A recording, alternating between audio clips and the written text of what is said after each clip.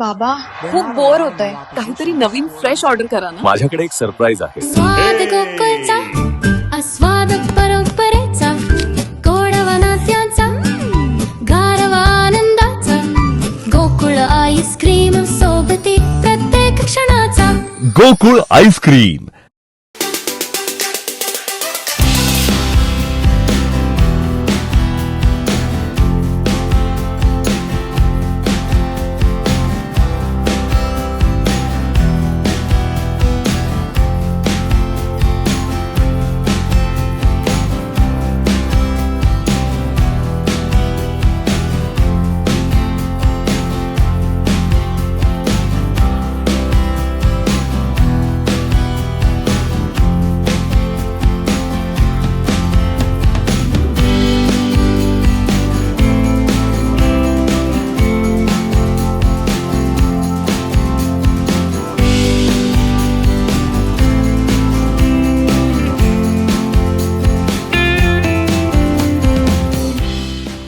भगिनींनो आणि मित्रांनो, खर तर फार कडाक्याचं ऊन हे या सध्याच्या एप्रिल महिन्यामध्ये सुरू आहे आणि या उन्हामध्ये आपण अशा प्रकारच्या या भव्य दिव्य स्पर्धेचं आयोजन केलं.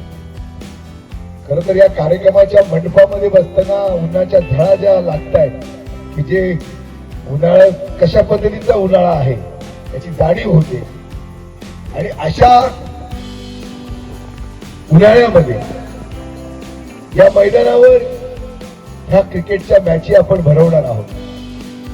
आपल्या जिल्ह्यातली तरुणाई, चांगले संघ, चांगले खेळाडू या मैदानावर त्या ठिकाणी क्रिकेटच्या खेळाचं प्रदर्शन त्या ठिकाणी करणार आहे.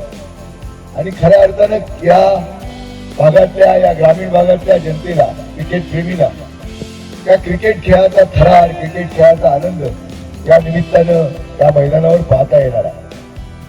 खर तर मी संदीपजी चौकेकर असतील, प्रवीणजी असतील यांचं मनापासून त्या ठिकाणी कौतुक अशासाठी करतो की एवढ्या ग्रामीण भागामध्ये आज संपूर्ण जिल्ह्यामध्ये क्रिकेटच्या स्पर्धा भरवल्या जात आहेत वेगवेगळ्या चषकच्या नावाने.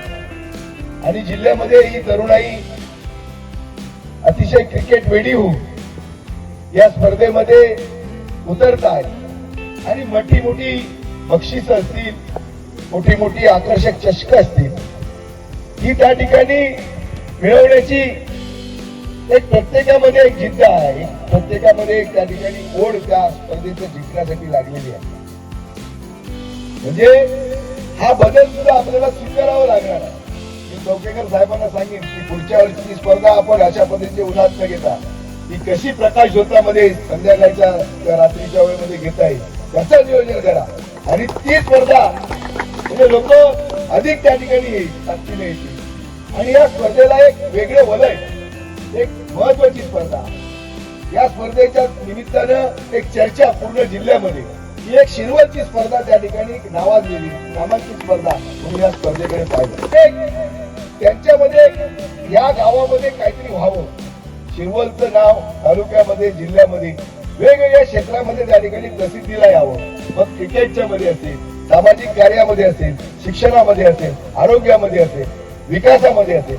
आणि म्हणून कुठेतरी ही माणसं स्वतःच्या उद्योगधंद्यातला सुद्धा वेळ काढून, व्यवसायातला सुद्धा त्या ठिकाणी आर्थिक मदत करून अशा प्रकारच्या स्पर्धा भरवत आहेत. आणि म्हणून अशा पद्धतीचं जेव्हा नेतृत्व गावामध्ये निर्माण होतं त्यावेळी कुठेतरी गावाचं नाव हे त्या ठिकाणी तितक्याच ताकदीनं त्या तालुक्यामध्ये आणि जिल्ह्यामध्ये घेतलं जातं. आणि खरं तर म्हणजे तुमच्या कार्याचं म्हणजे कसं त्या ठिकाणी गाव काम करतंय याचं लक्ष कुठेतरी चौकेकर साहेबांचं आहे, पारसेकरांचं आहे, प्रवीण तांब्यांचं आहे, इथल्या मान्यवरांचं आहे. आणि म्हणून इथं वेगवेगळ्या स्पर्धा होत आहेत, वेगवेगळ्या विकासाची कामं होत आहेत. आणि सामाजिक असेल, शैक्षणिक असेल, या सगळ्या क्षेत्रामध्ये त्या ठिकाणी काम उभं राहतं.